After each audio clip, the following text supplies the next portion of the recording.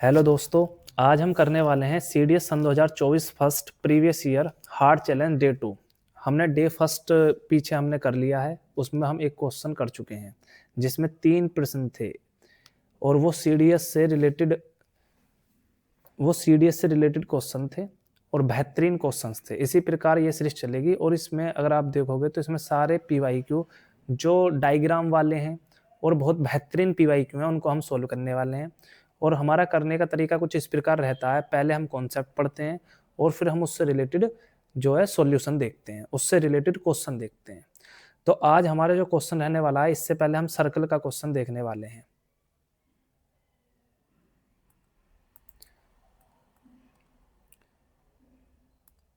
तो आज हम ये वाला क्वेश्चन देखने वाले हैं। ये आपके सामने दिख रहा है क्वेश्चन। पहले हम इसका कॉन्सेप्ट पढ़ेंगे, फिर हम इसको सोल्व करेंगे।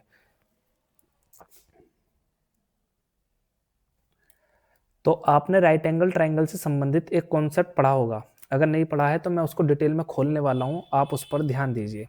तो पहले हम राइट एंगल ट्रायंगल से रिलेटेड एक कॉन्सेप्ट पढ़ने वाले हैं। जैसे सपोज आपके सामने एक राइट एंगल ट्रायंगल कुछ इस प्रकार है। इस वर्टेक्स का नाम ए है, इस वर्टेक्स का नाम बी है और इस वर्टेक्स का नाम सी है और यहाँ पर सपोज राइट एंगल है।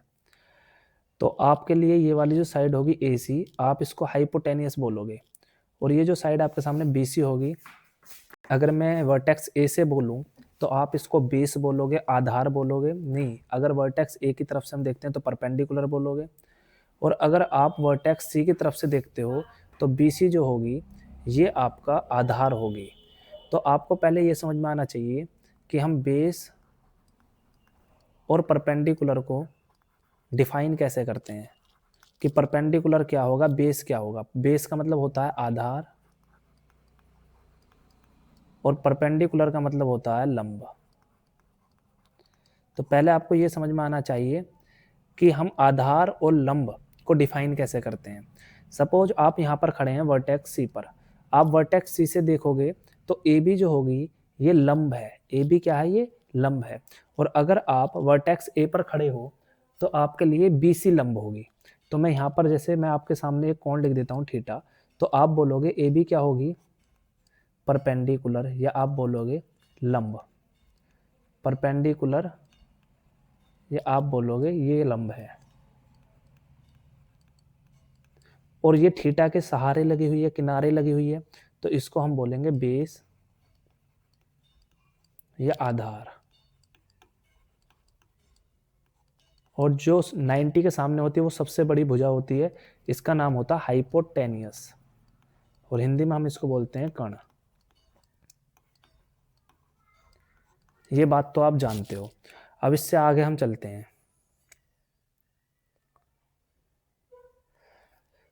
सपोज ये आपके सामने राइट एंगल है और ये आपके सामने 3 वर्टेक्स होते हैं राइट एंगल में। ये वर्टेक्स ए है, ये वर्टेक्स बी है और ये वर्टेक्स आपका क्या है, ये वर्टेक्स है आपका सी और ये आपके सामने 90 डिग्री है। अगर मैं आपसे बोलूं कि आप राइट एंगल ट्रायंगल का एरिया कैसे निकालते हैं, तो आपने पढ़ा होगा कि त्रिभुज का क्षेत्रफल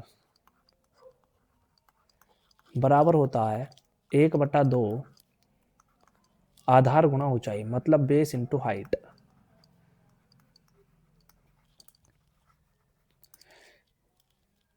तो अब आप देखोगे कि ये जो आपके सामने ए बी साइड है ये परपेंडिकुलर है और ये जो साइड बी सी है ये आपके सामने बेस है। अगर मैं आपसे पूछूं इस त्रिभुज का एरिया क्या होगा, तो राइट एंगल ट्रायंगल का जो एरिया होता है, राइट एंगल ट्रायंगल का जो एरिया होता है, एरिया वो होता है 1/2। अब यहाँ पर अगर मैं देखूं बी सी तो बेस है आपके सामने और ये बी सी के ऊपर क्या है, ये आपके सामने लंब है, तो ये इसकी हाइट हो जाएगी ना। ये यहाँ से यहाँ तक क्या हो जाएगी, हाइट, और ये आपके सामने क्या है, बेस है। तो आप बोलोगे 1/2 A B into B C. A B का मतलब क्या है, ए बी का मतलब है हाइट और बी सी का मतलब क्या है, बी सी का मतलब है बेस। तो ये बात आपको समझ में आनी चाहिए कि राइट एंगल ट्राइंगल का अगर हम एरिया पूछें तो आप बोल सकते हो कि जो हाइपोटेनियस है इसके अनदर जो 2 लाइन है उनकी मल्टीप्लाई का आधा राइट एंगल ट्राइंगल का एरिया होता है। अब इससे रिलेटेड हम आगे समझते हैं कि हमारे सामने सपोज एक राइट एंगल ट्राइंगल है, हम एक एक चीज़ को बड़े आराम से तोड़ेंगे, बड़े आराम से। आपको क्लास में पेशेंस बनाए रखना है। आपके सामने एक राइट एंगल ट्राइंगल है A B C, suppose B पर राइट एंगल है, और ये सपोज आपके सामने साइड दी हुई है, सपोज स्मॉल ए सेंटीमीटर या स्मॉल ए इकाई यूनिट बोल लो आप, सेंटीमीटर मीटर किसी भी आपको डायमेंशन में दी हुई है, और ये आपके सामने बी सी है, और ये जो आपके सामने दी है ए सी, इसको हम बोल देते हैं ये स्मॉल सी है। अब आपके सामने जो कॉन्सेप्ट है वो कुछ इस प्रकार का है कि आपने पॉइंट बी से इस ए सी पर क्या डाला, परपेंडिकुलर। सपोज इसकी जो लेंथ है, ये यहाँ पर पॉइंट जहाँ पर ये ए सी को टच करता है सपोज डी है, और इसकी लेंथ है पी। तो अब प्रश्न ये उठता है कि इस पी का मान क्या होगा। अब प्रश्न ये उठता है कि पी का मान क्या होगा, कि आपके सामने एक ट्राइंगल ए बी सी है, जहाँ बी पर आपके सामने क्या है 90 डिग्री है, या बोल सकते हो राइट एंगल ट्राइंगल है, और ए बी आपके सामने ए है, और बी सी आपके सामने बी है, और ए सी जो है ये आपके सामने कितनी है, तो आप बोलोगे सी। तो मुद्दा ये उठता है कि ये जो आपने 90 डिग्री से सामने वाली भुजा हाइपोटेनियस पर ए सी पर जो परपेंडिकुलर डाला है, इसकी लेंथ कितनी होगी। तो इसका फॉर्मूला आप डायरेक्ट याद कर सकते हैं। पहले मैं आपको फॉर्मूला बता रहा हूँ, फिर आप इसको देखेंगे कि आया किस प्रकार, क्योंकि आपको कंपटीशन में पहले आपको चीज़ें आनी चाहिए, उसके पीछे की जो कहानी होती है वो आप बाद में सीखो, पहले आपको आना चाहिए। तो आप बोलोगे जो परपेंडिकुलर है इसकी जो लेंथ होगी, इन दोनों साइड्स की मल्टीप्लाई ए इंटू बी अपॉन में हाइपोटेनियस सी। तो इस प्रकार ये लेंथ आपके सामने आ जाएगी। अब ये आई कैसे, अब हम इसको अगर प्रूफ करें तो ये बड़ा ही सिंपल है कि आपने अभी पढ़ा था एरिया, कि एरिया क्या होता है, तो आपने बिल्कुल सिंपली एरिया के बारे में समझ लिया कि एरिया क्या होता है। आपने कैसे समझा कि भैया राइट एंगल ट्राइंगल का एरिया जो होता है दोनों लेग्स की मल्टीप्लाई अपॉन 2। तो हमने समझ लिया ये। अगर आपके सामने ये साइड दे रखी है ए, ये साइड दे रखी है बी, और ये साइड दे रखी है सी, और आप वर्टेक्स बी से क्या डाल रहे हो, परपेंडिकुलर डाल रहे हो सामने वाली साइड पर, और जहाँ पर ये टच कर रही है सपोज ये पॉइंट है डी, और आपको जो ये सी दी है लेंथ, ये वर्टेक्स ए से लेकर के ये वर्टेक्स सी तक की दूरी है। ध्यान रखना ये सी वर्टेक्स है और ये सी लेंथ है, आप कंफ्यूज मत होना इसमें, दोनों सी अलग है, ये सी वर्टेक्स है। अब मैं आपसे पूछ रहा हूँ इस लेंथ की लंबाई कितनी होगी बीडी की, तो आप बताइए इसका एरिया क्या होगा। तो आप बोलोगे राइट एंगल ट्राइंगल का जो एरिया होता है 1/2 ए इंटू बी, ये राइट एंगल ट्राइंगल का एरिया होता है। मैंने बोला ठीक है जी। अब इसके आगे आप देखोगे, अगर आप देखो ये बेस ए सी है और ये बेस के ऊपर हाइट है, क्योंकि ये पॉइंट बी से आपने क्या डाला, परपेंडिकुलर, तो आप इस ट्राइंगल का एरिया इस साइड से भी निकाल सकते हो। 1/2 बेस क्या दिया आपको सी, और हाइट क्या दिया आपको पी। तो ये बात हम अभी डिस्कस कर चुके हैं कि किसी भी ट्राइंगल का अगर आपको क्या निकालना है, एरिया निकालना है, तो आपके सामने वर्टेक्स ए है, वर्टेक्स बी है, और वर्टेक्स क्या है, सी है। तो आप वर्टेक्स ए से अगर वर्टेक्स बी सी पर, अगर आप वर्टेक्स ए से साइड बी सी पर परपेंडिकुलर डालते हो, तो जो इस ट्राइंगल का एरिया होगा वो क्या होगा, 1/2 आपके जो परपेंडिकुलर है और उसके कोरस्पॉन्डिंग जो आपका बेस है, इन दोनों की मल्टीप्लाई। या आप ऐसे बोल सकते हो कि आपके पास जो बेस है बीसी, उसके कोरस्पॉन्डिंग आपको क्या चाहिए, हाइट चाहिए, या उसके कोरस्पॉन्डिंग आपको एल्टीट्यूड चाहिए, या परपेंडिकुलर चाहिए, क्योंकि एल्टीट्यूड, हाइट, परपेंडिकुलर, इन सभी बातों का मतलब एक ही होता है। तो ये लाइन आपको समझ में आ गई कैसे आई है। तो ये कैसे आई है लाइन, आपको समझना होगा कि आपके सामने एक राइट एंगल ट्राइंगल है, और ये राइट एंगल ट्राइंगल जो आपको दिया है इसका आपने एरिया निकाल लिया। एरिया क्या होता है, 1/2 लेग्स की मल्टीप्लाई बराबर, आपको यहाँ से भी आपने एरिया निकाल लिया 1/2 परपेंडिकुलर इंटू साइड। अगर आप किसी राइट एंगल ट्राइंगल का एरिया दो मेथड से निकालते हो तो एरिया तो बराबर आएगा, क्योंकि ट्राइंगल तो सेम है ना। तो ये बात आपको समझनी होगी। अब यहाँ पर ये जो 1/2 है और यहाँ पर जो 1/2 है, ये तो क्या हो जाएगा, कैंसिल आउट हो जाएगा, है कि नहीं, ये कैंसिल आउट हो जाएगा, तो आप इसको हटा सकते हो। 1/2 जो है ये क्या हो जाएगा, हट जाएगा, है कि नहीं, ये वाला जो 1/2 है हट जाएगा यहाँ के 1/2 से। अब बचा क्या, आपको निकालनी है वैल्यू p की, क्योंकि p तो था आपके सामने परपेंडिकुलर, आपने बोला बिल्कुल सही। तो p बराबर क्या हो जाएगा, AB/C। तो ये आपका फॉर्मूला आ गया। ये बिल्कुल सिंपली तरीके से चीज़ें सोल्व हो गई कि आपने परपेंडिकुलर निकालना सीख लिया AB/C। अब मैं क्वेश्चन सोल्व करने से पहले तुम्हें थोड़ी सी बात और बता देता हूँ। तो अब ये जो चीज़ मैं बताने वाला हूँ ये बहुत ज़्यादा सिंपल और बेसिक चीज़ है। आपने सुना होगा ट्रिपलेट क्या होता है कि नहीं? ट्रिपलेट हर बच्चे को आना चाहिए जो कंपटीशन की तैयारी कर रहा है, और अगर नहीं आता है तो आप समझने का प्रयास कीजिए, मैं इसको डिटेल में तोड़ने वाला हूँ। अगर आपके सामने राइट एंगल ट्राइंगल है, सपोज आपके सामने कोई राइट एंगल ट्राइंगल है, तो ये कॉन्सेप्ट सारा राइट एंगल ट्राइंगल से रिलेटेड है, ए बी सी। अब राइट एंगल ट्राइंगल में आपने सुना होगा पाइथागोरस थ्योरम, पाइथागोरस थ्योरम। तो ये थ्योरम आपने खूब सुनी होगी कि पाइथागोरस थ्योरम क्या होती है। तो पाइथागोरस थ्योरम जो होती है दोस्त, वो होती है हाइपोटेनियस का स्क्वायर बराबर परपेंडिकुलर का स्क्वायर प्लस बेस का स्क्वायर। तो ये आपके सामने क्या होती है? पाइथागोरस थ्योरम होती है। तो पाइथागोरस थ्योरम आपको आनी चाहिए कि सबसे बड़ी भुजा जो होती है इसका अगर आप स्क्वायर करते हो और बाकी दो भुजाओं के स्क्वायर का सम करते हो तो बराबर आता है। अब अगर हम बात करें गणित की दुनिया की, तो बहुत 3 नंबर ऐसे होते हैं जो पूर्णांक होते हैं और इसको सेटिस्फाई करते हैं। सपोज जैसे 3 4 5 है, अगर आप देखोगे तो ये एक ट्रिपलेट है। आप बोलोगे कैसे? तो ट्रिपलेट की परिभाषा होती है, पहली बात तो ये ट्रिपलेट की परिभाषा, तो मैं ट्रिपलेट बोल रहा हूँ बेसिक ट्रिपलेट। अगर आप देखोगे तो सबसे बड़ी साइड कौन है? तो 5 है, तो आप बोलोगे 5 का स्क्वायर बराबर होगा बाकी दो भुजा के स्क्वायर के सम के। जैसे मैंने बोला 3 का वर्ग प्लस 4 का वर्ग, तो आपने बोला ठीक है, ये 9 आ गया, ये 16 आ गया, तो 9 और 16 हो गया आपका 25, और इधर 5 का वर्ग क्या है? 25। तो आप इस बात को समझ गए कि ये ट्रिपलेट कैसे हैं। तो ट्रिपलेट उन नंबर्स को कहते हैं जो आपकी इस इक्वेशन को सोल्व करें, इस इक्वेशन को सेटिस्फाई करें। जितने भी नंबर इस इक्वेशन को सेटिस्फाई करते हैं वो सभी ट्रिपलेट है। अब आपके पेपर में आने वाले कुछ ट्रिपलेट मैं लिख देता हूँ। जैसे 3 4 5 है, आप बोल सकते हो 5 12 13। अगर आप 13 का वर्ग करोगे फिर बराबर लिखोगे 5 का वर्ग प्लस 12 का वर्ग, तो बराबर आएगा, क्योंकि 5 का वर्ग होता है 25, 12 का वर्ग होता है 144, और 25 और 144 होता है 169, और दूसरी तरफ देखोगे 13 का वर्ग तो ये भी 169 होता है। इसी प्रकार एक 7 से होता है 7 24 25, है कि नहीं? ये भी आपका ट्रिपलेट है। 8 से बनता है 8 15 17, 9 से बनता है 9 40 41, 10 से एक बनता है 11 से 11 60 61, एक बनता है 12 से 12 35 37, एक बनता है 13 से 13 84 85, 16 से बनता है 16 63 65। तो आप इनको लर्न कर सकते हो। एक 20 से याद रख लेना, 20 21 29 और 20 99 101।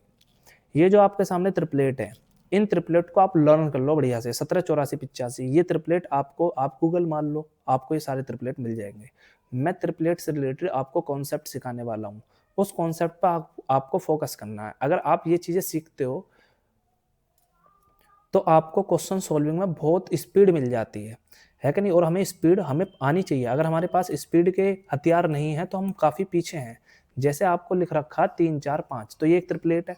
अगर मैं आपसे कहूँ कि आप इन तीनों में 2 की मल्टीप्लाई कर दो, तो आप क्या लिखोगे? 6 8, और 2 की मल्टीप्लाई करोगे तो 10। तो ये भी एक ट्रिपलेट है। मतलब आप किसी भी ट्रिपलेट को, जैसे आपके सामने लिख रहा है 8 15 17, अगर आप 2 से मल्टीप्लाई कर दो तो आप बोलोगे 16 30 34, तो ये भी एक ट्रिपलेट है। इसका मतलब ये हुआ कि अगर आप बेसिक ट्रिपलेट को किसी नंबर से मल्टीप्लाई करते हो तो जो बनने वाला ट्रिपलेट होता है, वो भी जो बनने वाले अंक आते हैं 3, वे भी ट्रिपलेट ही होते हैं। बस हमने क्या करा है? हमने उनको बना लिया, है कि नहीं? हमने बना लिया। तो अगर आपके सामने 9 40 41 है तो आप यहाँ पर भी किसी भी नंबर से मल्टीप्लाई कर सकते हो, तो जो आपके सामने नए नंबर आएंगे वो भी ट्रिपलेट ही होंगे, क्योंकि वो भी पाइथागोरस थ्योरम को क्या करते हैं? सेटिस्फाई करते हैं। आप देख सकते हो पाइथागोरस थ्योरम क्या होती है? सबसे बड़ी भुजा का वर्ग, सबसे बड़ी साइड का वर्ग स्क्वायर बराबर होता है बाकी दोनों भुजा के स्क्वायर के सम के। तो अगर आप देखोगे यहाँ पर 10 है, 10 का वर्ग होता है 100। अब बची कौन? 6 और 8, तो 6 का वर्ग 36 और 8 का वर्ग 64, तो 36 और 64 भी क्या होता है? 100। अब इसी प्रकार अगर मैं इस ट्रिपलेट को 2 से भाग दूं तो क्या बन जाएगा? 3 4 5। इसका मतलब अगर आप किसी ट्रिपलेट को किसी नंबर से डिवाइड भी करते हो तो वो भी ट्रिपलेट बनता है। तो ना केवल मल्टीप्लाई, बल्कि आप बोलोगे डिवाइड भी। तो डिवाइड करो या मल्टीप्लाई करो, आपका जो ट्रिपलेट होगा, आपका जो बेसिक ट्रिपलेट होगा, उससे बनने वाला जो नया ट्रिपलेट होगा वो भी पाइथागोरस को क्या करेगा, सेटिस्फाई करेगा। जैसे आपके सामने लिख रहा है 13 84 85, अगर आपको इसका डबल दे दे या ट्रिपल दे दे, है कि नहीं, या 4 गुना दे दे या 5 गुना दे दे, 5 टाइम दे दे, 6 टाइम दे दे, तो बनने वाला जो नए जो 3 अंक आएंगे आपके सामने, जो नया सेट आएगा वो भी ट्रिपलेट होगा। तो ये बात आपको समझनी होगी। अब इसके आगे हम चर्चा करते हैं कि ये चीज़ आपको समझ में आ गई होगी कि बेसिक ट्रिपलेट को किसी भी नंबर से मल्टीप्लाई कर लो या डिवाइड कर लो। अब कुछ बच्चे सोच रहे होंगे कि 3 4 5 में अगर मैं 2 से डिवाइड कर दूं तो क्या बनेगा भाई, अगर मैं यहाँ पे देखो, यहाँ 1.5 बन जाएगा, है कि नहीं, और यहाँ पर 2 बन जाएगा और यहाँ पर 2.5 बन जाएगा, तो ये जो सेट होगा ये भी ट्रिपलेट होगा। अब आप कहोगे ट्रिपलेट की परिभाषा क्या थी? ट्रिपलेट की परिभाषा थी कि आपके सामने 3 नंबर हों और तीनों इंटीजर हों। इंटीजर का मतलब होता है पूर्ण अंक, बट ये तो पूर्ण अंक नहीं है, ये तो इंटीजर नहीं है, तो अब ऐसा कैसे? तो इसका मतलब ये है, मैं आपको क्लैरिटी देना चाहता हूँ कि आपके सामने जो ट्रिपलेट होते हैं ना, बेसिक ट्रिपलेट, ये जो बेसिक ट्रिपलेट है ये आपको आने चाहिए। बेसिक ट्रिपलेट जो होते हैं वो इंटीजर होते हैं, लेकिन आप जो उनसे बना रहे हो ट्रिपलेट, नए ट्रिपलेट, वो इंटीजर हो या ना हो, इस बात से कोई इफेक्ट नहीं है। तो ये चीज आपको आनी चाहिए। तो ये चीज आपको समझ में आ गई होगी। अब आप सर्कल के बारे में इतना तो जानते ही होगे कि सर्कल कुछ इस प्रकार का दिखता है कि नहीं। उनका यहाँ पे जो होता है ये सेंटर होता है, और ये जो होती है, ये चारों तरफ से जो बाउंड्री होती है, हम इसको बोलते हैं सर्कमफ्रेंस या परिधि। और इसके बीच में जो सेंटर होता है, ये जो स्थिर बिंदु होता है, हम इसको बोलते हैं सेंटर।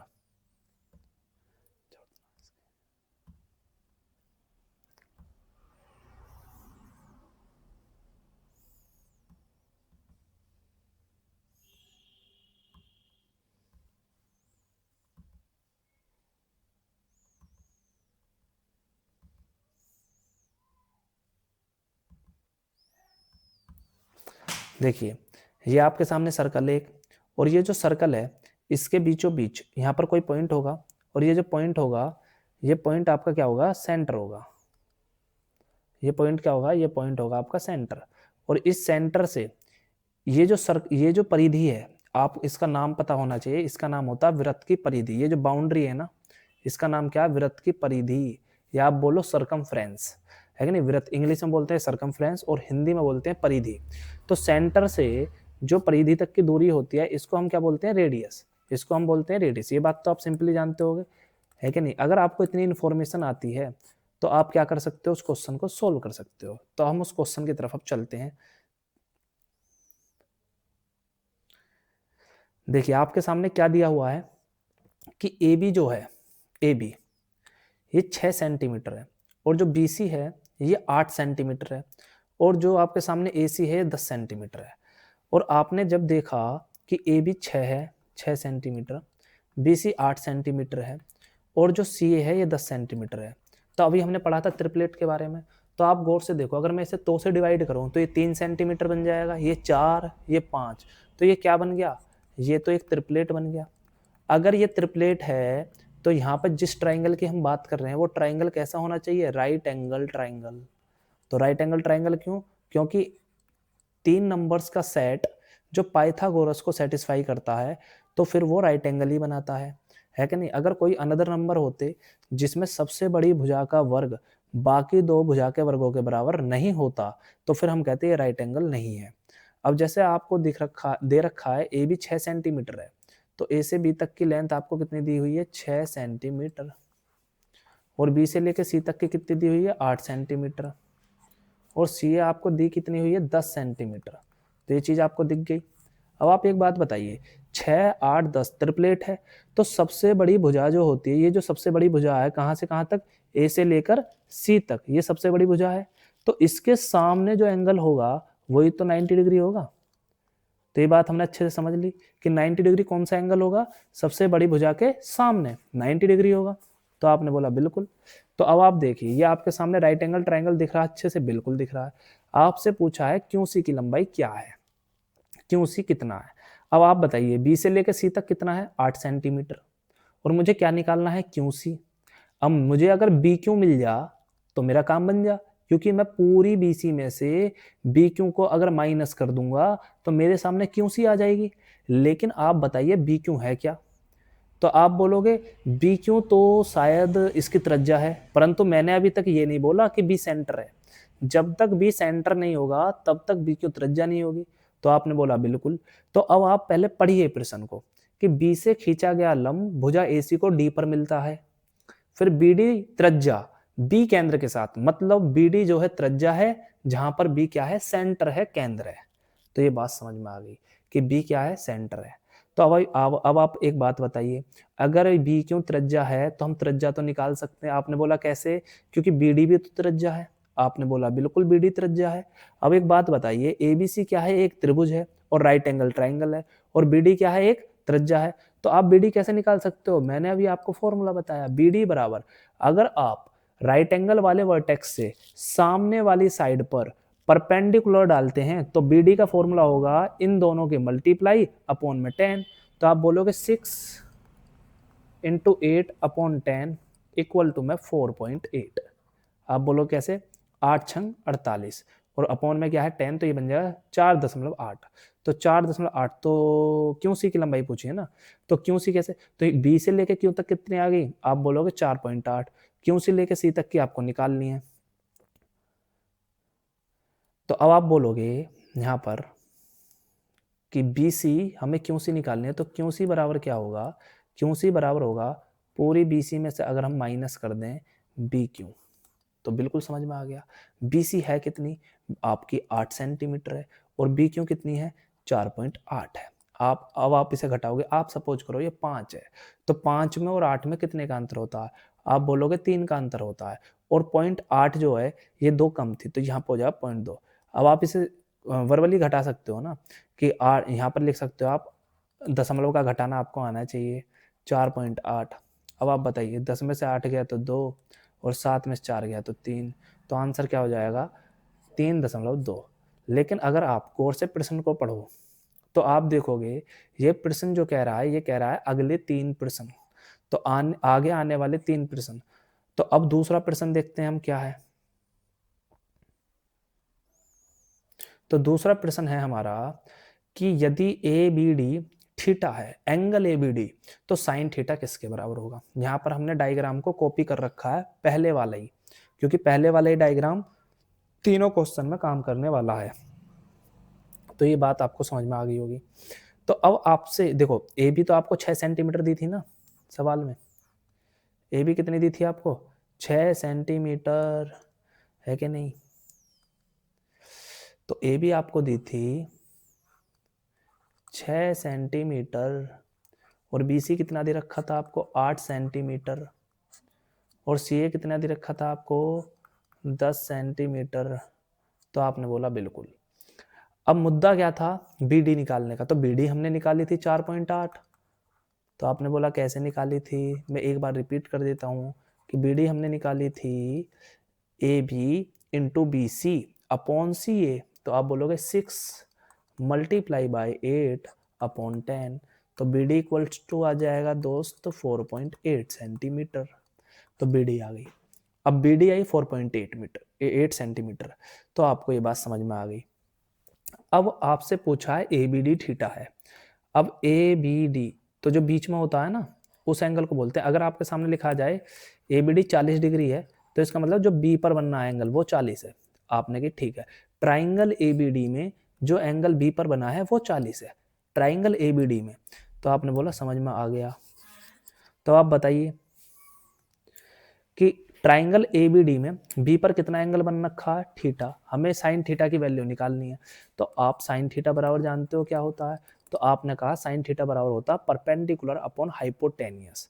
तो इसका मतलब लंब बटे कर्ण, तो परपेंडिकुलर अपॉन हाइपोटेनियस।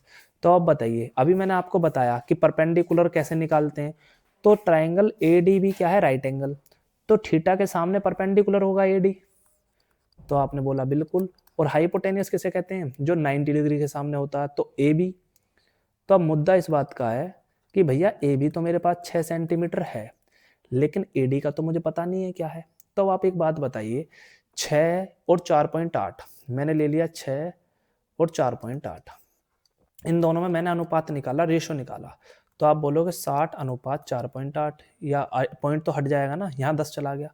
तो अब ये कट किससे रहा है, तो ये 12 से कट रहा, 12 पंजे 60 और 12 चौक 48, तो 5 4। अब इसको देखकर आपको समझ में नहीं आया कि अगर हाइपोटेनियस 5 है और बाकी दो भुजा जो हैं उनमें से एक भुजा 4 है, तो बची एक भुजा 3 होगी, क्योंकि ये तीनों क्या है, ट्रिपलेट। अब बताइए जो 5 है वो कितना ज़्यादा है, आप बोलोगे 1.2 गुना ज़्यादा है, और जो 4 है ये कितना ज़्यादा है, 1.2 गुना ज़्यादा, तो ये भी तो 1.2 गुना ज़्यादा होगा। तो आपने बोला बिल्कुल। तो भैया 12 और 1.2 की मल्टीप्लाई करोगे अगर आप, तो कितना आएगा, तो आप बोलोगे 12 और 3 में हम 1.2 की मल्टीप्लाई करेंगे तो 3.6 आएगा। तो ये जो AD है ये कितना आ गया, तो आप बोलोगे 3.6। अब मुद्दा आया साइन थीटा का, तो साइन थीटा बराबर परपेंडिकुलर पर हाइपोटेनियस, तो परपेंडिकुलर AD है, हाइपोटेनियस AB है, तो ये मेरा 3.6 आ गया। तो आपने बोला बिल्कुल। अब ये यहाँ पर दशमलव हटाओगे तो नीचे 10 से मल्टीप्लाई हो जाती है, तो अब देखिए 12 × 36 और 12 पंजा 60, और ये 5 से काटोगे तो 5 छंग 30.6, तो 0.6 किस प्रकार आया, यह बात आपको समझ में आ गई होगी। तो साइन थीटा का मान आ गया 0.6। अब हम चलते हैं अगले प्रश्न की तरफ। तो अगला प्रश्न क्या है हमारा, ये है। तो अगर आप इसे देखोगे तो वृत्त की त्रिज्या क्या है, तो अभी जो हमारे पास सिस्टम था, अगर आप देखोगे इस ट्राइंगल में वृत्त की त्रिज्या पूछी है, तो वृत्त की त्रिज्या तो यहाँ से लेकर यहाँ तक है ना, बी क्यों त्रिज्या है, BD त्रिज्या, और इसका मान तो मैंने निकाल लिया कितना, 4.8। तो आप बता नहीं सकते क्या, आप पहली बार में ही बता सकते हो कि इसका आंसर हो जाएगा 4.8। तो ये बात आपको समझ में आ गई होगी। इस प्रकार आपके तीनों प्रश्न हल हो जाते हैं। तो आपको क्या क्या इस क्वेश्चन में आना चाहिए था, तो आपको पहले तो ट्रिपलेट के बारे में पता होना चाहिए, है कि नहीं। अब हमें ये देखना है कि हमें CDS का कोई भी PYQ सोल्व करने के लिए हम पर क्या क्या आना चाहिए। तो अब हमने देखा, हमने 3 प्रश्न को एनालाइज करा। जब हमने 3 प्रश्न को एनालाइज किया तो हमने देखा कि भैया हमारे पास ट्रिपलेट का ज्ञान होना चाहिए, और ट्रिपलेट के साथ साथ हमें सर्कल की नॉलेज होनी चाहिए कि सर्कल के बारे में भी पूछ लिया, और फिर हमसे राइट एंगल ट्राइंगल का कॉन्सेप्ट पूछ लिया, परपेंडिकुलर वाला।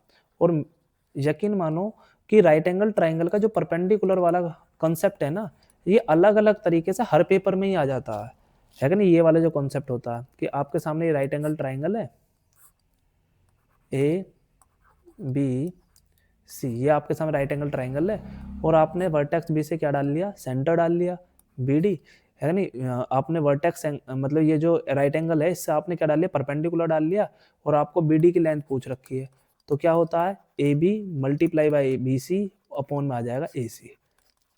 तो ये, तो आप क्या बोलोगे, AB multiply by BC upon में हो जाएगा AC। तो ये होती है परपेंडिकुलर की लेंथ, और मैंने आपको बताया ये कैसे कैसे आया। तो आपको इन 3 क्वेश्चन को सोल्व करने में मैक्सिमम से मैक्सिमम 1.5 मिनट लगेगी, अगर आपका कॉन्सेप्ट अच्छे से आते हैं, नहीं तो ये बहुत लेंदी बन सकता है।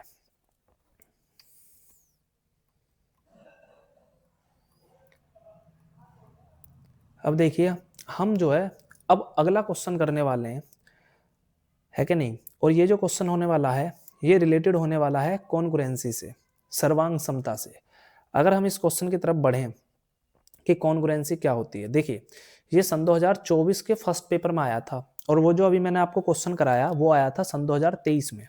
तो सन 2024 का जो क्वेश्चन है ये, इसके लिए आपको किस किस चीज की आवश्यकता है, आपको क्या क्या चीज आनी चाहिए, आप इस क्वेश्चन को देखकर पता कर सकते हैं।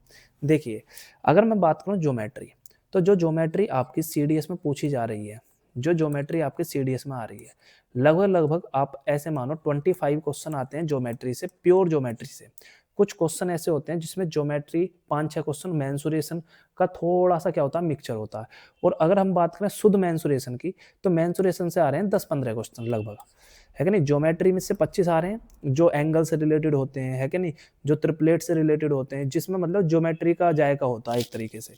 और 10 से 15 क्वेश्चन जो आते हैं आपके, ये क्वेश्चन आते हैं मेंसुरेशन के प्योर।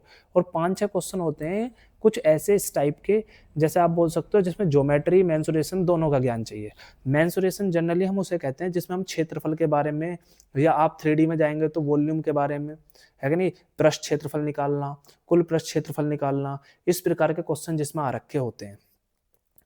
अब मैं आपसे बात करूं तो 25 और अगर आप इसका मिनिमम ले लो 10, 35 और 5 क्वेश्चन मान लो नॉर्मल, तो ये आप ये मान के चलो 40 एक क्वेश्चन जो आ रहे हैं ना, ये ज्योमेट्री से ही आ रहे हैं, ज्योमेट्री, मेंसुरेशन एंड पॉलीगन, इनसे ही सारा बनना है पेपर। यानी 40 क्वेश्चन बहुत बेहतरीन नंबर है। अगर आप 40 नंबर सीडीएस के पेपर में ला रहे हो तो आप कट ऑफ से बहुत ज़्यादा जा रहे हो, क्योंकि कट ऑफ 20 पर लगती है और सिलेक्शन के लिए आपको जो है नंबर 50 करने पड़ेंगे मिनिमम। अब हम बात करते हैं इस प्रश्न की कि कॉन्ग्रुएंसी क्या होती है। अब अगर हम कॉन्ग्रुएंसी के बारे में समझें, इस प्रश्न को समझने के लिए हम पे कॉन्ग्रुएंसी आनी चाहिए। तो अब हम बात करते हैं कॉन्ग्रुएंसी की।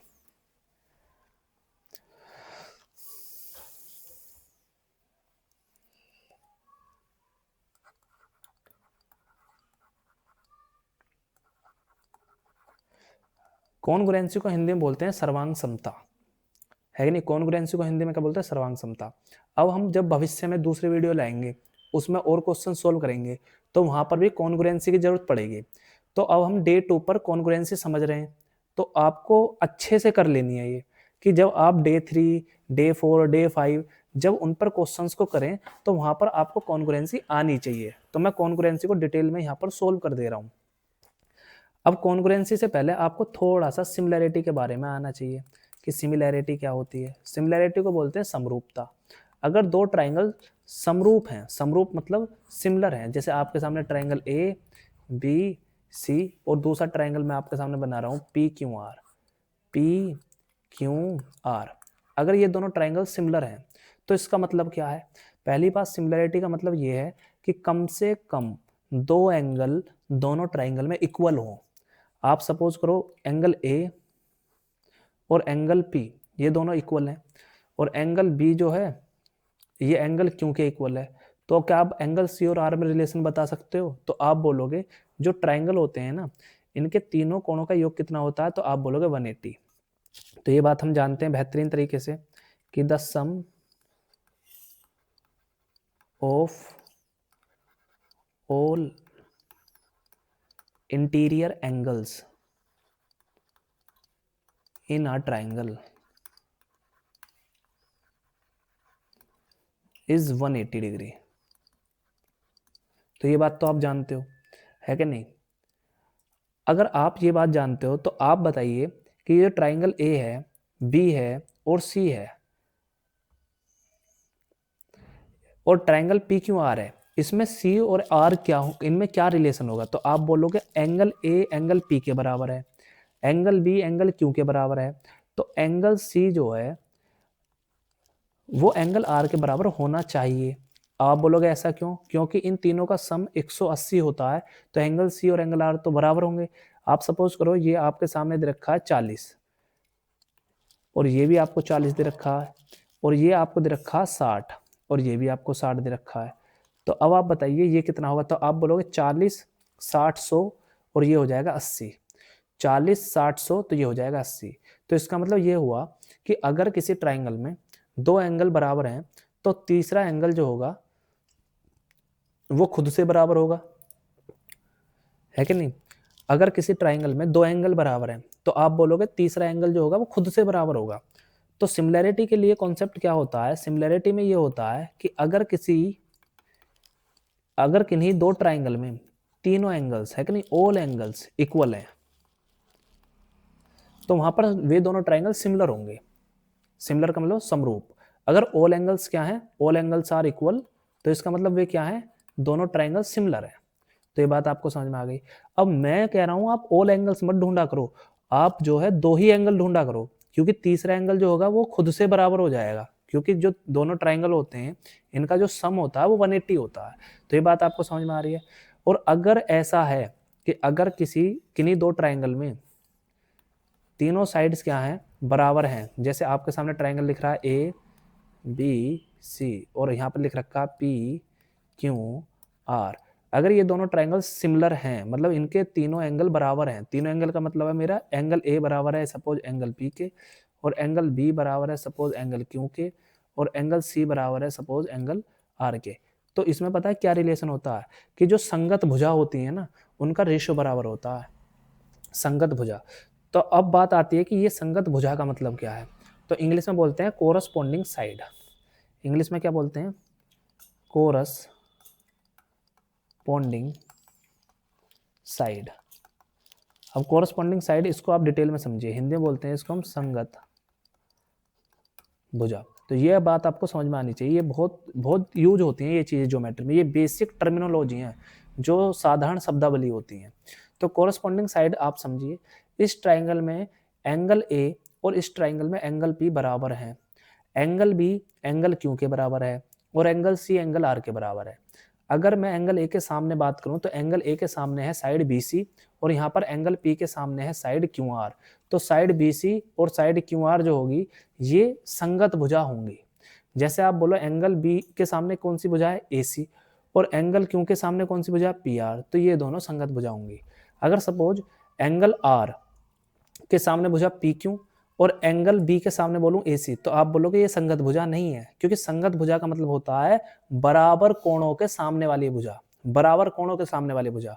अगर आपको कैसा भी तिरछा आपको ट्रायंगल बना के दे दे कंफ्यूज करने के लिए और एक सीधा दे दे और बोले आपसे कि ये कोण थीटा है और यहाँ पर ये कोण थीटा है, ये वाला कोण अल्फा है और आपसे बोले ये वाला कोण अल्फा है, तो ये वाली साइड जो होगी ये थीटा है, तो इसके संगत एंगल थीटा के सामने जो ये वाली साइड है इसके संगत यहाँ पर कौन सी साइड होगी, तो आप बोलोगे ये वाली साइड, क्योंकि थीटा के सामने ढूंढा ना आपने यहाँ पर, तो यहाँ पर भी थीटा के सामने ही ढूंढो। तो इस प्रकार आप समझ सकते हो कि संगत भुजा का मतलब क्या होता है। तो ये होता है सेम एंगल के सामने वाली साइड,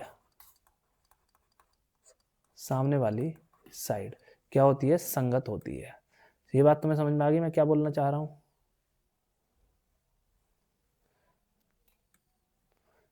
तो सामने वाली साइड। अब इसी प्रकार आपको संगत कोण के बारे में भी समझ में होना चाहिए। संगत कोण का मतलब होता है बराबर कोण, जैसे एंगल बी और एंगल क्यू बराबर हैं तो इन दोनों को हम संगत कोण बोलेंगे, कोरस्पॉन्डिंग एंगल बोलेंगे। तो ये बात आपको समझ में आ गई होगी। अब सिमिलरिटी में क्या होता है कि जो संगत भुजाओं का अनुपात होता है वो बराबर होता है। जैसे एंगल सी के सामने क्या है यहाँ पर ए बी और यहाँ पर एंगल आर के सामने क्या है पी क्यू, तो इनका जो अनुपात होगा वो इक्वल होगा एंगल बी के सामने जो साइड है ए सी और एंगल बी के सामने यहाँ पर एंगल क्यू के सामने कौन से पी आर। इसी प्रकार यहाँ पे अगर हम ढूंढें अब कौन सा एंगल बच गया, ए बच गया, तो ए के सामने कौन सी है साइड बी सी और यहाँ पर ए के सामने कौन सी है क्यू आर। तो अगर आप देखोगे तो संगत भुजाओं का जो अनुपात है वो क्या है, बराबर है। तो ये होता है सिमिलरिटी में। और ऐसा क्यों होता है,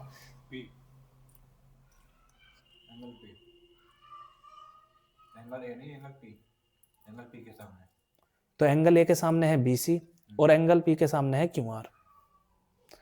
तो अब आप देखोगे कि ये दोनों ट्रायंगल क्या है, दोनों ट्रायंगल सिमिलरिटी लग गई, ये होती है सिमिलरिटी। अब ऐसा ही क्यों होता है, कोरस्पॉन्डिंग भुजा ही बराबर, इनका अनुपात ही बराबर क्यों होता है। अगर आप इस बात को समझने जाओगे तो आपको साइन रूल आना चाहिए। अगर आपको साइन रूल आता है ना तो आप इस बात को भी इजीली समझ सकते हो। तो अब मुद्दा आता है कि साइन रूल है क्या, है कि नहीं। मैं काफी डीप जा रहा हूँ, इतनी बात की आपको जरूरत नहीं है क्वेश्चन में, लेकिन मैं आपको चाह रहा हूँ कि आप कुछ भी चीज रटो ना। तो अगर आप इसको भी नहीं रटना चाहते कि सिमिलर ट्रायंगल में जो साइड्स का रेशो होता है ये बराबर ही क्यों होता है, अगर इस बात को भी जाओगे तो आप साइन रूल से समझ सकते हो। तो आप बोलोगे साइन रूल क्या होता है। जैसे कि आपके सामने ट्रायंगल है ए बी सी, अब आपने साइन रूल पढ़ा होगा कि ये एंगल आपका ए है, ये एंगल आपका बी है और ये एंगल आपका क्या है, ये एंगल आपका सी है। तो ये तीनों एंगल अगर अलग अलग है नहीं, angle A angle B angle C तीनों अलग अलग हैं या बराबर भी हो सकते हैं। बस हमें ये पता है कि एंगल हमें गिवन है और हमसे साइड्स का रेशो पूछ ले। तो ये क्या होता है, साइन ए अपॉन, अब देखिए ए के सामने की अगर साइड ए है, ए ये पूरी ए देगा, यूनिट में नहीं है ये, और बी के सामने की साइड क्या है, सपोज बी है, और सी के सामने की साइड क्या है, सपोज सी है। और देखिए ये जो है, जो हमारे वर्टेक्स हैं ये हैं हमारे capital, capital A capital B capital C, और इनके सामने की जो साइड्स हैं वो हैं स्मॉल में, ए के सामने स्मॉल ए, बी के सामने स्मॉल बी और सी के सामने स्मॉल सी। तो साइन ए अपॉन ए बराबर होगा साइन बी अपॉन बी बराबर होगा साइन सी अपॉन सी। तो ये होता है आपका साइन रूल। तो आप पूछोगे कि ये कहाँ से आया, है कि नहीं। अब इसे समझने के लिए अभी मैंने आपको पढ़ाया था, अभी मैंने आपको क्या पढ़ाया था, त्रिभुज का एरिया। तो एरिया ऑफ ट्राइंगल, तो आपने कहा बिल्कुल पढ़ाया था। तो एरिया ऑफ ट्राइंगल आपको समझना होगा कि एरिया ऑफ ट्राइंगल के बारे में हमने समझाया था। या आप एक और चीज समझ सकते हो कि एरिया ऑफ ट्राइंगल जो होता है ना, वो कई प्रकार से निकाला जा सकता है। आप बोलोगे कैसे, ए बी सी। एक तरीका तो ये होता है कि आपको ये वाली साइड बी सी गिवन है और ये हाइट ए डी गिवन है। तो आपने बोला बिल्कुल, तो ये इस तरीके से अगर निकालोगे, when base and corresponding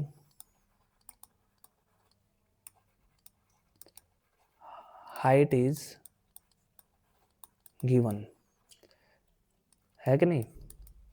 when base and its corresponding height is given, तब हम एरिया ऑफ ट्राइंगल कैसे निकालेंगे। तो मैं अगर एरिया ऑफ ट्राइंगल को निकालूंगा तो आपको मैंने अभी अभी बताया था, तो आप बोलोगे 1/2 बेस इंटू हाइट। तो देखिए बेस तो आपका BC है और हाइट आपकी AD है। तो आपने कहा बिल्कुल। अब अगर आपको निकालना है हीरोन फॉर्मूला, अगर आपको, तो ये हो गया आपका सपोज केस फर्स्ट, है कि नहीं। मैं यहाँ पर जो है पूरा डिटेल में बता रहा हूँ आपको कि आप ट्राइंगल का एरिया किस किस प्रकार से निकालते हैं। आपको अलग अलग कंडीशन दी होंगी और अलग अलग तरीके से आपको एरिया निकालना है। तो आपने बोला बिल्कुल।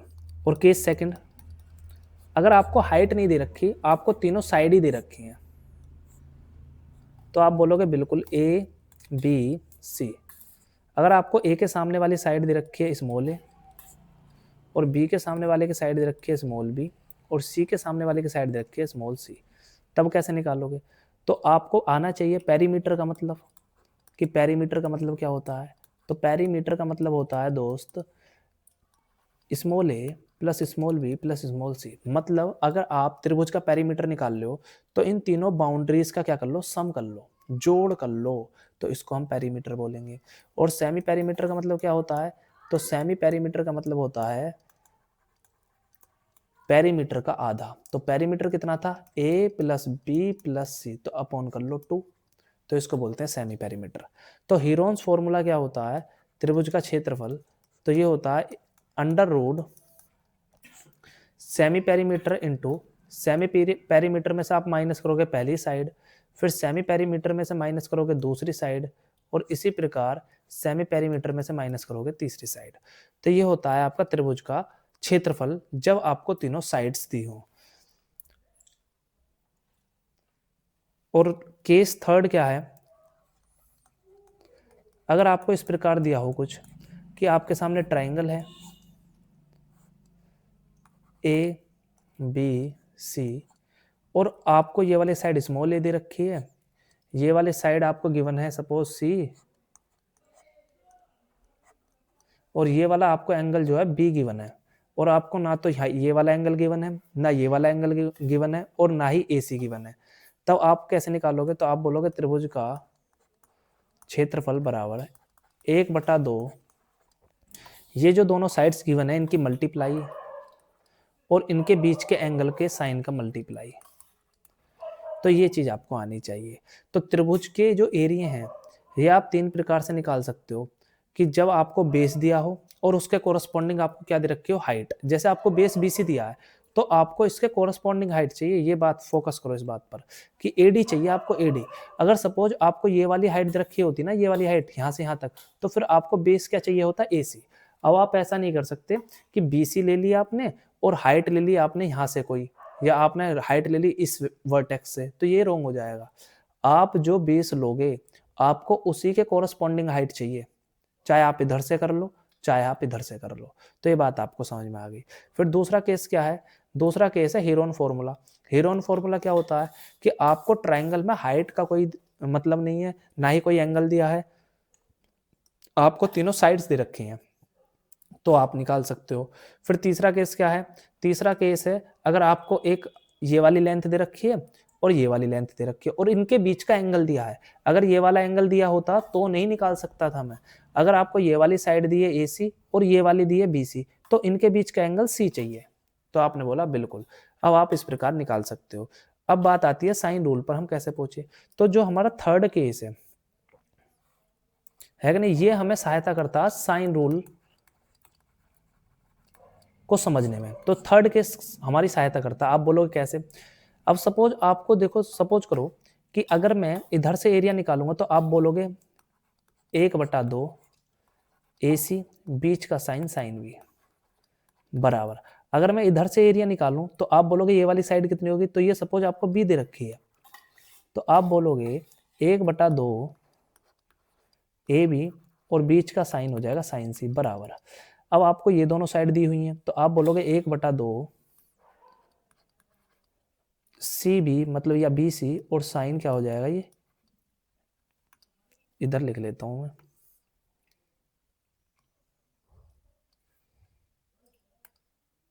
बराबर 1/2 BC sine A।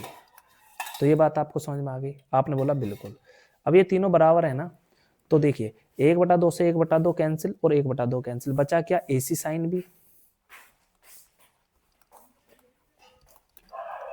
AB sine C बराबर BC साइन A। तो आपने बोला बिल्कुल। अगर मैं यहाँ से ABC से डिवाइड कर दूं और यहाँ भी ABC से डिवाइड कर दूं, ABC, आप बोलोगे ऐसे कैसे कर सकते हैं। तो दोस्तों अगर ये आपको कन्फ्यूजन आ रही है तो इसका मतलब है आपका बेसिक बहुत ज़्यादा कमज़ोर है। आपको बेसिक पे वर्क करना होगा।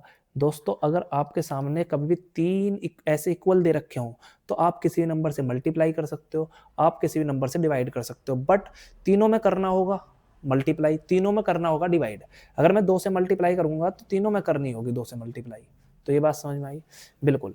अब A से यहाँ AC और AC कैंसिल आउट हो गए, तो बचा क्या साइन B बटा B इक्वल्स, तो AB से AB कैंसिल आउट हो गया तो साइन C अपॉन C, और यहाँ पर आ गया साइन A अपॉन A। तो ये है आपका साइन रूल। तो ये आपको साइन रूल समझ में आ गया होगा। तो आपने बोला बिल्कुल। तो अब आप देख सकते हो कि मैंने यही चीज़ लिख रखी थी यहाँ पर, sine A upon A equals to में sine B upon B equal में साइन C अपॉन C। तो ये मैंने पूरा डिटेल में कवर कर दिया। अब बात थी हमारी सिमिलैरिटी पे, ये बराबर क्यों होती हैं। तो हम फिर से अपने मुद्दे पर पहुंचते हैं, सिमिलैरिटी पर। तो सिमिलैरिटी पर हम पहुंचते हैं। देखिए कि सिमिलैरिटी का वो फॉर्मूला बना कैसे। तो देखिए अगर आपके पास दो ट्राइंगल हैं, ट्राइंगल ए बी सी, और ट्राइंगल है आपके सामने दूसरा पी क्यू आर। अगर आपके पास ये एंगल है सपोज थीटा और ये एंगल है अल्फा, और ये वाला एंगल हो जाएगा 180 माइनस थीटा प्लस अल्फा। तो आपने बोला बिल्कुल। और अगर आपके पास ये एंगल थीटा है, ये अल्फा है, तो एंगल सी और एंगल आर बराबर हो जाएंगे। आप बोलोगे क्यों, क्योंकि तीनों एंगल का सम 180 होता है। आपने बोला बिल्कुल। अब मैं आपसे पूछूं कि आप यहाँ से sine theta upon sine alpha निकालिए, तो आप बोलोगे साइन थीटा बराबर होगा, देखिए sine theta upon sine alpha. अब इस चीज को देखिए, आप साइन रूल से समझिए पहले। अगर मैं आपसे पूछूं sine theta upon sine alpha, अगर आप साइन रूल से निकालें तो आप कैसे निकालेंगे, देखिए साइन थीटा बटे सामने वाली साइड BC, या आप बोल सकते हो ए स्मॉल ए, अगर मैं स्मॉल ए बोल दूं इसे। तो अब यहाँ से साइन अल्फा क्या आएगी, तो आप बोलोगे साइन अल्फा अपॉन सामने वाली की साइड क्या आ जाएगी, साइन अल्फा के सामने AC। तो आपने बोला बिल्कुल। अब इसी प्रकार अगर मैं यहाँ पर साइन अल्फा नीचे लिया हूँ डिनोमिनेटर में, तो BC कहाँ चला जाएगा, ऊपर। तो साइन थीटा बराबर क्या आ जाएगा, BC अपॉन AC। तो ये बात आपको समझ में आ गई। अब यही चीज मैं आपसे कह रहा हूं कि आप इस वाले ट्राइंगल में करिए। तो आप बोलोगे बिल्कुल कर सकते हैं जी हम, कि ट्राइंगल ये तो था इन ट्राइंगल ABC। अब मैं बोल रहा हूं आपसे इन ट्राइंगल PQR। तो आप बोलोगे sine theta upon sine alpha बराबर थीटा के सामने वाली साइड हो जाएगी QR, और यहां पर अल्फा के सामने वाली साइड हो जाएगी PR देखिए साइन रूल में क्या होता है ना, आप अगर साइन का अनुपात ले रहे हो तो उनके सामने वाले की साइड का अनुपात बराबर होता है। आप साइन रूल में अगर आप फॉर्मूला देखोगे, ऑब्जर्व करोगे तो ये बात आपको समझ में आ जाएगी। तो यहाँ पर साइन थीटा बटे साइन अल्फा बराबर क्या आया, BC अपॉन AC, और यहाँ पर भी साइन थीटा साइन अल्फा। तो इसका मतलब ये वाली दोनों बात भी बराबर होनी चाहिए। तो आपने बोला बिल्कुल। तो आप बोलोगे यहाँ से BC अपॉन AC बराबर होगा QR अपॉन PR। तो यहाँ से अगर मैं BC अपॉन में QR लिया हूँ तो यहाँ पर होगा AC अपॉन PR।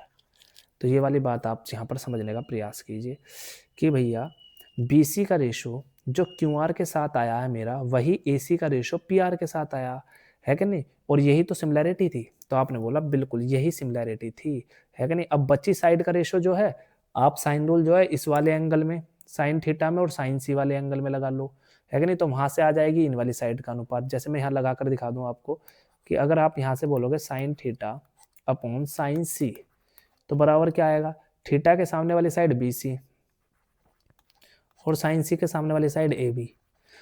इसी प्रकार इस ट्रायंगल में लगाओगे साइन थीटा बटे साइन R, तो आप बोलोगे थीटा के सामने QR और साइन R के सामने आ जाएगा PQ। तो अब ये दोनों साइड बराबर होंगे। आप बोलोगे क्यों, क्योंकि यहाँ तो साइन C है साइन R है। भैया हमने ये पहले ही डिस्कस कर लिया कि सिमिलरिटी में एंगल A जो है वो एंगल P के बराबर है, एंगल B जो है वो एंगल Q के बराबर है, और एंगल आपका C जो है वो एंगल R के बराबर है। तो ये बात हम पहले ही डिस्कस कर चुके हैं। तो यहाँ से BC अपॉन AB बराबर आ जाएगा QR अपॉन PQ। तो यहाँ से हमने क्या देख लिया कि BC अपॉन AB बराबर आ गया QR अपॉन PQ के। तो यहाँ से आप निकाल सकते हो BC अपॉन QR।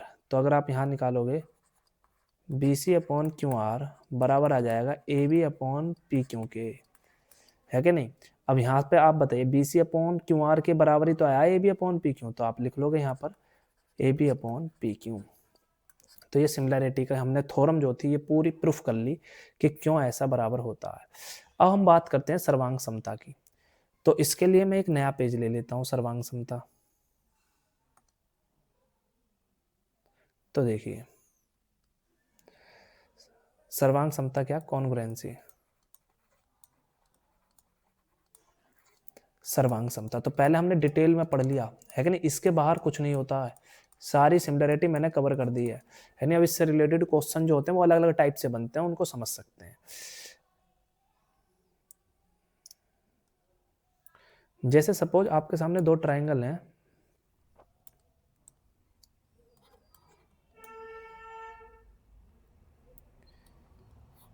एक ट्रायंगल है सपोज आपके सामने ABC और दूसरा ट्रायंगल है आपके सामने PQR। अगर ये सिमिलर है तो इसका मतलब एंगल A हो सकता है एंगल Q के बराबर हो सकता है एंगल B एंगल P के बराबर हो, तो एंगल C और एंगल R ऑटोमेटिक बराबर होंगे। आप बोलोगे क्यों, क्योंकि देखिए तीनों एंगल्स का सम 180 होता है। आपने बोला बिल्कुल। अब ये दोनों ट्रायंगल कैसे हैं, आपस में सिमिलर हैं। अगर इनकी संगत भुजा का अनुपात, देखिए भुजाओं का अनुपात क्या होगा, 3 के सामने BC है, यहाँ पर 3 के सामने PQ है, इनका अनुपात बराबर होगा 2 के सामने AC है और यहाँ पर 2 के सामने क्या है, QR है, बराबर होगा 1 के सामने यहाँ BC है और यहाँ पर 1 के सामने Q के सामने क्या है, PR है। तो ये रेशो हमने डिटेल में पढ़ लिया कि ये कैसे बराबर हुए। तो आपने बोला बिल्कुल। अगर हम बोलें इनकी साइड का अनुपात 1:1 है कि नहीं, मतलब जितना AB उतना PQ, जितना AC उतना QR, जितना BC उतना PR।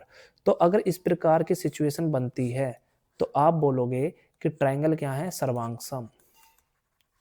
सर्वांग सम का मतलब है ट्रायंगल क्या है, कॉन्ग्रुएंट।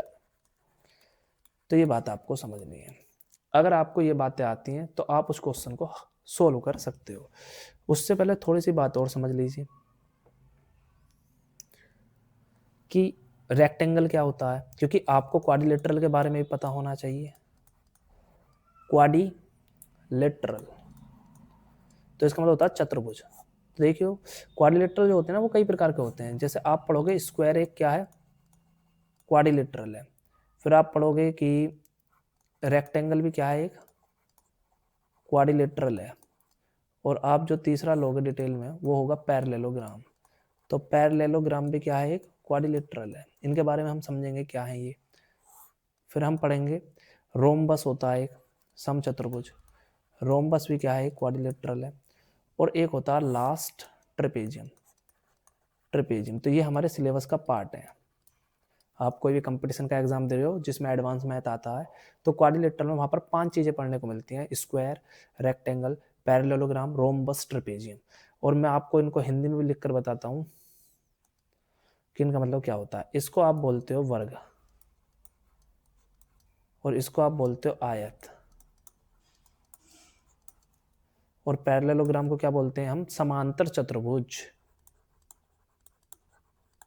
समांतर चतुर्भुज। और रोम्बस को आप क्या बोलते हो, समचतुर्भुज। और ट्रेपेजियम को क्या बोलते हैं, समलंब चतुर्भुज, है कि नहीं, समलंब चतुर्भुज।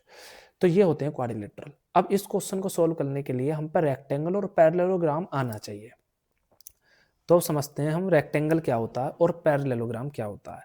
डिटेल में समझते हैं, बिल्कुल आराम आराम से, धीरे धीरे। देखिए सबसे हम पहले क्या समझ रहे हैं, रेक्टेंगल। तो रेक्टेंगल को हिंदी में बोलते हैं हम आयत। तो देखिए रेक्टेंगल जो होता है ना, इसमें 4 भुजा होती हैं क्योंकि सारे तो क्वाड्रिलेटरल है ना।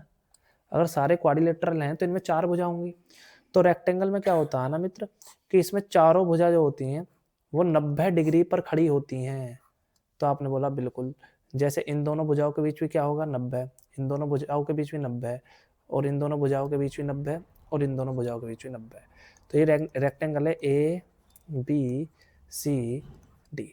अब रेक्टेंगल में एक बात क्या याद रखनी है कि चारों भुजा जो होती हैं वो किन्हीं भी दो भुजाओं के बीच 90 डिग्री का एंगल बनता है। और आमने सामने की भुजा क्या होती हैं, बराबर होती हैं। कि ए बी बराबर होगा सी डी के एंड ए डी बराबर होगा बी सी के। अगर मुद्दा आ जाए कि ऐसा ही क्यों होता है तो इस बात को हम समझेंगे कभी और। अब अगर हम बात समझते हैं कि ये हो गया क्या कहते हैं आपका रेक्टेंगल। अगर मैं ये अपोजिट वर्टेक्स को मिलाऊं तो ये होता है इनका डायगोनल। तो क्या होता है ये, डायगोनल।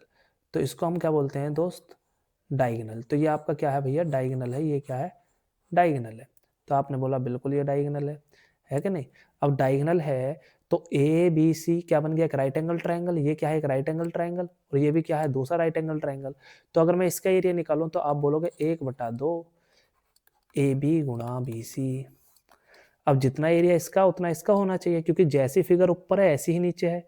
तो मैं 2 से कर दूं मल्टीप्लाई, तो ये आ जाएगा आपका एरिया ऑफ रेक्टेंगल। तो आपने बोला बिल्कुल। तो ये बात आपको समझ में आ गई, तो आपने बोला बिल्कुल समझ में आ गई। अब हम आगे की तरफ चलते हैं कि पैरेललोग्राम क्या होता है। दूसरा मुद्दा क्या है हमारा, पैरेललोग्राम। कि पैरेललोग्राम मतलब समांतर चतुर्भुज। कि समांतर चतुर्भुज, समांतर चतुर्भुज क्या है। तो अगर हम बात करें तो समांतर चतुर्भुज में क्या होता है ना, कि आमने सामने की भुजा बराबर तो होती हैं परंतु वे एक दूसरे के समांतर भी होती हैं। और यहाँ पर चारों भुजा क्या होती हैं, एक 90 डिग्री पर खड़ी नहीं होती हैं। तो आपने बोला बिल्कुल। तो ए बी जो होगी ये डी सी के समांतर है, और ए डी जो होगी ये आपका बी सी के समांतर है कि नहीं। ये जो ए डी है ये किसके समांतर है, बी सी के समांतर है। तो आपने बोला बिल्कुल। तो ये बात आपको समझ में आ गई, तो आपने बोला बिल्कुल। तो ये होता है समांतर चतुर्भुज। और अगर कोई आपसे इसका एरिया पूछ ले तो आपको पता होना चाहिए बीच का एंगल कुछ थीटा होगा, 90 तो होगा नहीं। तो हम यहाँ पर ये वाला फंडा तो लगा नहीं सकते कि दोनों साइड्स के मल्टीप्लाई। क्यों, क्योंकि ये कैसे निकलेगा कि अगर आप यहाँ से डायगोनल खींच दो सीधा तो आप बोलोगे यहाँ पर 2 ट्रायंगल बने ए डी बी। तो आप ए डी बी का एरिया निकालोगे तो आप बोलोगे 1/2 A B multiply by A D और बीच का साइन थीटा। तो आप बोलोगे यहाँ पर क्यों नहीं हुआ 1/2 ए बी गुणा ए डी, क्योंकि ये दोनों साइड्स 90 पर नहीं खड़ी। अगर 90 पर खड़ी होती तो हम बोल देते साइन 90 और साइन 90 होता 1। तो आपने बोला ठीक, लेकिन जितना एरिया इसका होगा इतना ही एरिया इसका होगा, तो मल्टीप्लाई बाई 2।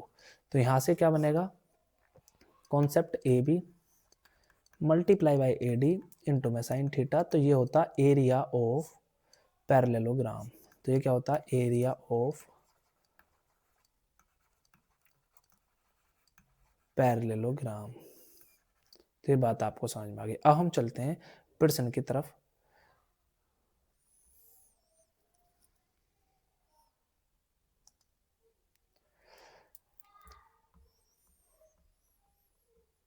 देखिए हमारा जो प्रश्न था, हमारा प्रश्न ये था कि आपको क्या है, दो सर्वसम। अब सर्वसम का मतलब आप समझते हो, सर्वांग सम, उसको लिख रखा सर्वसम मतलब एक जैसे दिखने वाले। अगर आपको दो क्या दे रखे हैं, एक जैसे दिखने वाले क्या दिए हैं, आयत। तो कौन कौन से आयत हैं, A B C D, question पढ़ते रहो, B E D F, B E D F, और जैसा कि नीचे दिखाया गया है आकृति में। पर इस पर विचार करना है, मान लीजिए ए बी 1 सेंटीमीटर और बी सी है 2 सेंटीमीटर, तो अतिव्यापी क्षेत्र का क्षेत्रफल निकालिए। हमको ये अतिव्यापी माने ओवरलैपिंग वाला एरिया निकालना है।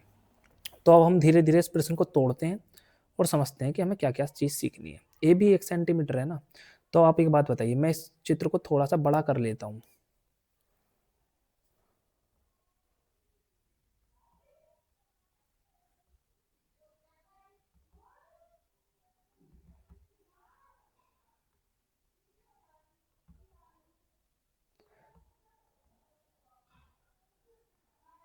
देखिए ये चित्र अब आपको दिख रहा होगा कि ये चित्र क्या है आपके सामने। ये है कि आपको ए बी दे रखा है 1 सेंटीमीटर, और क्या दे रखा है आपको, और आपको दे रखा है, एक बार देख लेता हूं मैं इसकी वैल्यू क्या क्या दे रखी है।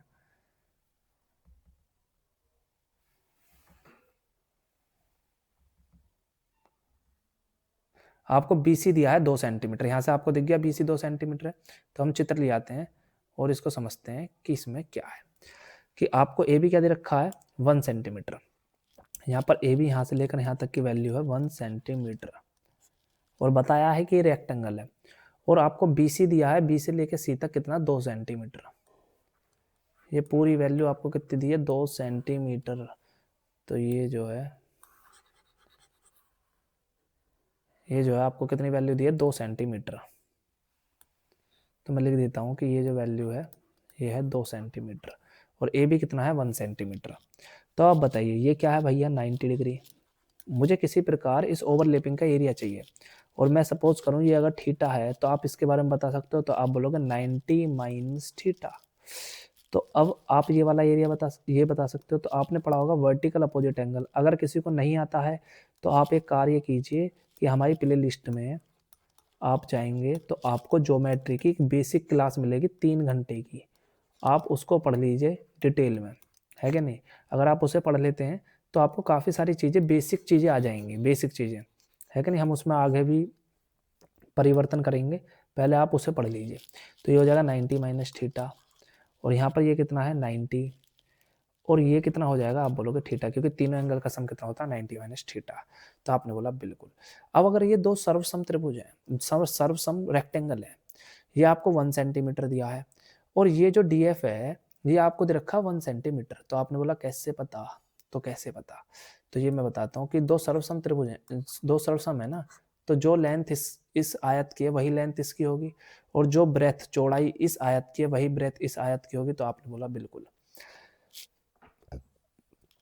अब आप एक बात बताइए, ये यहाँ से यहाँ तक कितना है, ये है पूरा 2 सेंटीमीटर। आपने बोला बिल्कुल। मैंने बोला अगर मैं इसे x मान लूँ तो ये यहाँ से यहाँ तक कितना होगा, तो आप बोलोगे 2 माइनस एक्स। तो आपने बोला बिल्कुल। अब थीटा के सामने यहाँ पर x है, तो यहाँ पर भी तो थीटा के सामने x होगा। तो बोला क्यों, क्योंकि ये दोनों सर्वांग सम त्रिभुज बन गए। कैसे, क्योंकि देखिए थीटा 90 है, 90 माइनस थीटा, थीटा 90 है, 90 माइनस थीटा। अगर दो सर्वांग सम त्रिभुज हैं तो आप इस बात को समझ सकते हैं कि इनकी तीनों साइड्स आपस में बराबर होंगी, संगत भुजा बराबर होंगे। 90 माइनस थीटा के सामने 1 है, और यहाँ पर भी 90 माइनस थीटा के सामने 1 है। यहाँ पर थीटा के सामने x है, तो यहाँ पर भी थीटा के सामने x है। यहाँ पर 90 के सामने उतनी ही होगी जितना 90 के सामने यहाँ पर है, तो ये 2 माइनस एक्स होगा। तो आपने बोला समझ में आ गया। तो अब आप एक बात बताइए, 1 2 2x, तो इसमें पाइथागोरस लगा सकते हो आप। तो आप बोलोगे बिल्कुल लगा सकते हैं। कि 2 माइनस एक्स का होल स्क्वायर बराबर होगा एक्स का स्क्वायर प्लस 1 का स्क्वायर। तो बताइए 4 plus x square minus 4x बराबर क्या होगा एक्स स्क्वायर प्लस 1। तो एक्स स्क्वायर से एक्स स्क्वायर कैंसिल आउट हो गया, तो 4x को पल्ली तरफ ले जाओ, यहाँ 3, तो x की वैल्यू आ गई 3/4। तो ये समझ में आई किस प्रकार आई। ये समझ में आना बहुत ज़रूरी है, अगर ये समझ में नहीं आई तो सवाल उड़ जाएगा। तो आपने बोला समझ में तो आ गई कि कैसा है। तो मैंने बोला कि ये जो आपके सामने ट्राइंगल है, ये डी एफ और ये वाला यहाँ कोई पॉइंट मान लो तुम एल, कि ये जो ट्राइंगल है आपके सामने ये आपके सामने जो ट्राइंगल है, अगर मैं इस वर्टेक्स को एल बोलूँ तो आप बोलोगे डी एफ एल का जो एरिया होगा वो क्या होगा 1/2 लेग्स की मल्टीप्लाई, क्योंकि राइट एंगल ट्राइंगल लेग्स की मल्टीप्लाई। आपने बोला बिल्कुल समझ में आ गया, 1 और 3/4 की मल्टीप्लाई, 1 और 3/4 की मल्टीप्लाई। तो आप बोलोगे, या आप यहाँ से भी देख सकते हो कि ट्राइंगल ए बी एल का एरिया क्या होगा, तो आप बोलोगे जितना एरिया इसका होगा इतना एरिया इस ट्राइंगल का होगा। तो इसका एरिया क्या होगा, ट्राइंगल ए बी एल का एरिया क्षेत्रफल बराबर होगा 1/2 multiply by 1 centimetre into x की वैल्यू कितनी है आपके 3/4। तो आप बोलोगे 3/4 सेंटीमीटर। तो यहाँ से क्या आ जाएगा 3/8 सेंटीमीटर स्क्वायर। तो ये बात आपको समझ में आई कि आपने किस प्रकार निकाला। तो आपने बोला बिल्कुल समझ में आ गई कि हमने किस प्रकार से निकाला है कि नहीं। मैं इसको थोड़ा सा अच्छे से लिख देता हूँ कि 3/8 किस प्रकार आया। तो अब आप एक बात बताइए, ये 8 नहीं बनना है,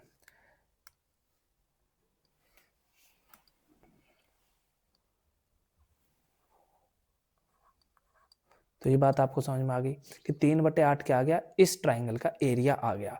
अब आप इजीली इस क्वेश्चन का आंसर बता सकते हैं। आप बोलोगे कैसे, आपको निकालना ओवरलैपिंग का एरिया, ओवरलैपिंग का। अब आप बताइए, इसका 3/8 है, ये भी इसके जैसे स्ट्रक्चर है, इसका भी 3/8 है, इसका भी 3/8 होना चाहिए। क्यों, क्योंकि ये भी तो इसके जैसी है। तो आपने बोला बिल्कुल, और इसका भी 3/8 है। आपको निकालना है ये वाला एरिया। तो आप बता सकते हैं कि इस रेक्टेंगल का एरिया कितना है। तो आप बोलोगे कैसे बताएंगे हम। मैंने बोला ये 1 सेंटीमीटर है, और ये जो ब्रेथ है इसकी ये कितना है 2 सेंटीमीटर है। तो ये बात आप जानते हैं कि ये है 1 सेंटीमीटर और ये है 2 सेंटीमीटर। और हम अच्छे से समझ चुके हैं कि रेक्टेंगल का एरिया क्या होता है, इन दोनों साइड्स की मल्टीप्लाई। तो आपने बोला बिल्कुल ये बात हम समझ चुके हैं। तो आप बताइए कि रेक्टेंगल का एरिया क्या होगा।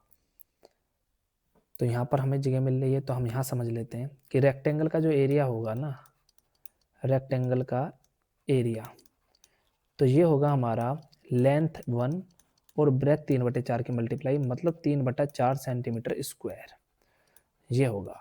अब आप एक और बात बताइए कि आपके सामने इसका एरिया निकालना है आपको, इसका ये जो ओवरलैपिंग है इसका एरिया निकालना है।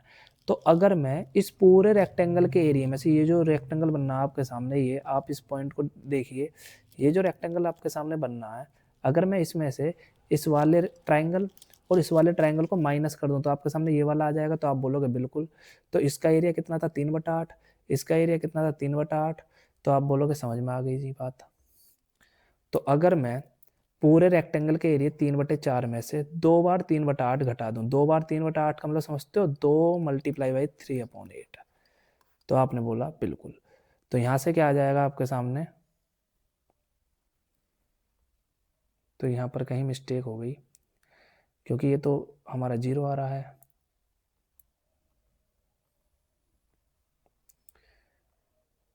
देखिए यहाँ पर कहीं मिस्टेक हो गई, कहीं ना कहीं हम कैलकुलेशन देखते हैं हमने कहाँ मिस्टेक करी। हमारे सामने ए बी है 1 सेंटीमीटर, बी सी है 2 सेंटीमीटर, बी से लेकर है 2 सेंटीमीटर। हमको एरिया निकालना ओवरलैपिंग का।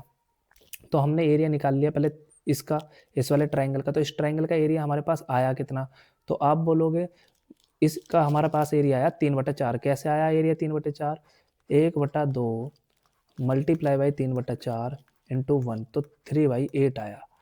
तो 3/8 आया इसका, और इसका भी तो क्या आएगा 3/8, तो 2 टाइम हो जाएगा 3/8। तो ये बात समझ में आई कि इसका एरिया 3/8 है, और इसका एरिया 3/8 है, और इसका भी 3/8 है, इसका भी 3/8 है, इसका भी 3/8 है। और यहाँ से लेकर यहाँ तक की क्या है हमारे पास लेंथ 2 सेंटीमीटर, और ये कितनी है 1 सेंटीमीटर। तो मैंने क्या करा, 2 की मल्टीप्लाई 1 में कर दी तो मेरे पास क्या आ गया, रेक्टेंगल का एरिया। और मैंने माइनस कर दिया इसका एरिया और इसका एरिया, तो इन दोनों का एरिया कितना था, इसका था 3/8 और इसका भी क्या था 3/8, तो यह आ गया आपका 2 मल्टीप्लाई बाई 3/8। तो आपने बोला बिल्कुल। तो आप बताइए, तो यहाँ से जो है आप अगर इसे सोल्व करेंगे तो मुझे मिस्टेक मिल गई, हमने मिस्टेक कहाँ करी थी। अगर मैं इसे सोल्व करूँ, मैं साफ कर लेता हूँ, ये बहुत ज़्यादा लिख गया है यहाँ पर।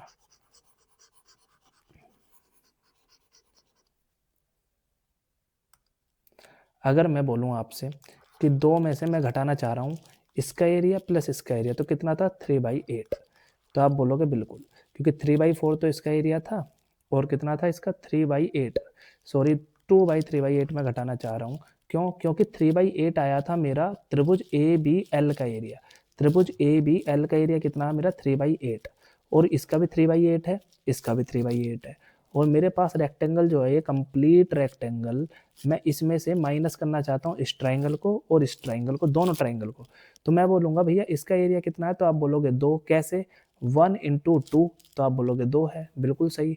और आप इसमें से ये दोनों घटाना चाह रहे हो तो आप बोलोगे 3/8 × 2, तो अब इसको आप सोल्व कर लीजिए।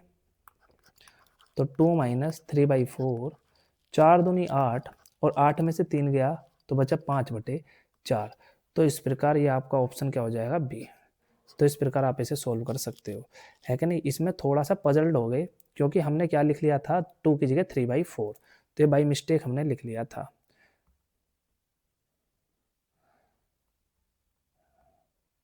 तो देखिए अब हम थोड़ा सा इसको और एक बार साफ करके समझ लेते हैं कि ये हुआ क्या। इसे एक बार साफ मिटा दो, और तुमने पता पेज साफ नहीं लिया, वो पूरा नहीं लिया था, यहाँ पर पूरा एक अलग पेज रहता, तुमने नीचे पेज लिख दिया और फिर वो कर दिया।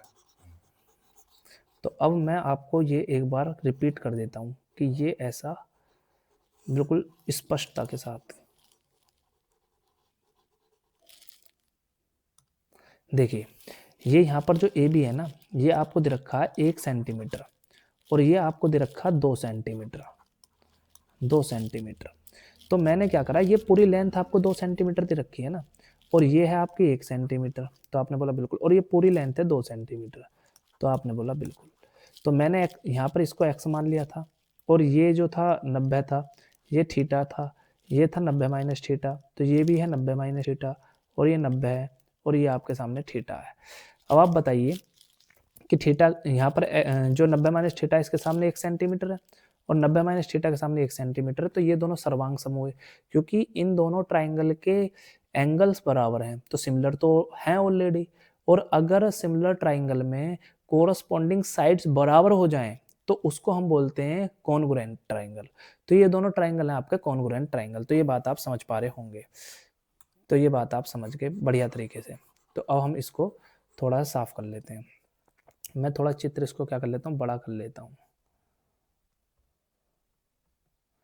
देखिए ये आपके सामने ए बी कितना दे रखा है, 1 सेंटीमीटर, और ये दे रखा है 2 सेंटीमीटर। तो अब ये x है, सपोज ये x है, तो ये 90 है, और ये थीटा, ये 90 - थीटा, ये 90 - थीटा, ये 90 है, तो ये थीटा, तो थीटा के सामने भी क्या होगा, x होगा। तो आपने बोला बिल्कुल x होगा। अब ये पूरी लेंथ कितनी है, 2 सेंटीमीटर, तो ये कितनी होगी, 2 - x होगी। तो आपने बोला बिल्कुल समझ में आ गया। हमने पाइथागोरस थ्योरम लगा दी इसमें, तो x के वैल्यू हमारे पास आ गई 3/4। तो पाइथागोरस से अभी हमने निकाली थी, कितनी आई थी, 3/4। अब इस ट्राइंगल ABL का क्या निकाल लो, एरिया 1/2, 1 × और x की वैल्यू 3/4, तो ये आपके सामने आ गया 3/8। तो 3/8 आई एक ट्राइंगल की आपके सामने एरिया। तो ये इन सब का एरिया 3/8 होगा। क्यों, क्योंकि ये सारे त्रिभुज एक ही कंडीशन के हैं, सभी सर्वांग सम है। तो आपने बोला बिल्कुल। अब पूरी रेक्टेंगल का एरिया कितना है, तो आप बोलोगे 2। कैसे, कि ये 1 सेंटीमीटर है, ये 2 सेंटीमीटर, और रेक्टेंगल जो होती है वो कुछ देखने में कैसी होती है, तो ऐसी होती है ना रेक्टेंगल, अभी हमने पीछे पढ़ लिया ना। तो आप बोलोगे इसकी मल्टीप्लाई दोनों की मल्टीप्लाई करो, ये 2 है, ये 1 है, तो 2 आ गया। तो आपने बोला बिल्कुल, है क्या नहीं। ये थोड़ा यहाँ पे टेढ़ा बना रखा, कंफ्यूज नहीं होना है। और इसमें से माइनस कर दूं, मैं ये माइनस कर दूं और ये माइनस कर दूं, तो आप बोलोगे बिल्कुल। तो आपके सामने क्या है, 3/8 इसका है, 3/8 इसका है, तो इसका 2 टाइम माइनस कर दो। तो आपने बोला कर दिया। तो 2 से क्या बार कट गया, 4 बार कट गया, ये है कि नहीं। तो बचा कितना आपके पास, तो आपके पास बचा ये 3/4। तो 4 दूनी 8, 8 में से 3 गया 5/4। तो इसको आप हल कर सकते हो। तो अब हम चलते हैं अगले प्रश्न की ओर, इसी से रिलेटेड जो अगला प्रश्न है। तो आपके सामने ये है, तो ये वही प्रश्न है। इसी में आपसे पूछा गैर अतिव्यापित, तो आप इजीली अब इसका आंसर 10 सेकंड में दे सकते हो। भाई गैर अतिव्यापित ये है, ये है, ये है और ये है। तो आपने बोला बिल्कुल। अगर आपके पास इसका एरिया 3/8 है, आपने निकाला था अभी 3/8, तो अगर मैं इसमें 4 से मल्टीप्लाई कर देता तो आपका एरिया आ जाता 3/2। तो यही तो गैर अतिव्यापित है, तो इसका आंसर हो जाएगा 3/2। तो इस प्रकार आपके ये हमने 5 क्वेश्चन कुल मिलाकर सोल्व किए। आई होप ये आपको समझ में आए होंगे। पहले हमने इनके पीछे का कंसेप्ट और फिर हमने इसको अच्छे से हमने इनको सोल्व कर लिया। तो थैंक यू। आप जो है माइंड स्प्रिंग एकेडमी को सब्सक्राइब कर सकते हैं, क्योंकि आपको इस प्रकार का कंटेंट वाईटी पर शायद ही कहीं मिलेगा। Thank you.